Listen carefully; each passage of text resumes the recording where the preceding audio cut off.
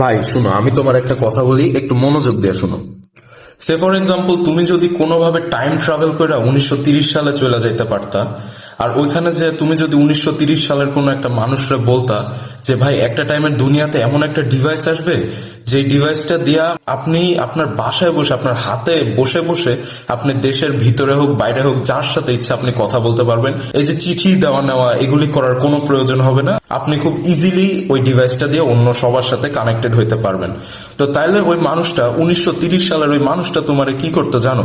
তোমারে ধইরা সে পাগলাগারদে ভইরা দিত, আর বলতো যে এর মাথায় এমন সমস্যা আছে, এরে যেন পাগলাগারদ থেকে বাইর করিস না, কারণ এ এমন সব কথা বলতেছে যেটা ইম্পসিবল, এটা বাস্তবে সম্ভব না, এগুলি খালি রূপকথাতেই সম্ভব। কিন্তু এই যে 2000 সালে এসে 2026 সালে এসে এটা কি বাস্তব হইছে? হইছে কি হয়নি?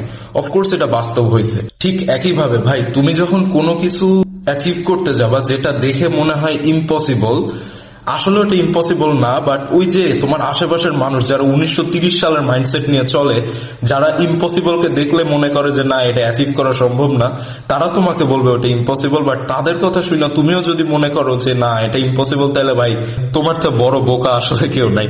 আর এই যে আমরা যারা জেন জি, এরা আমরা আসলে যেই জিনিসগুলি দেখতে বেশি ইম্পসিবল মনে হয় ওগুলিতে আমরা আরো বেশি করে অ্যাটাক করি।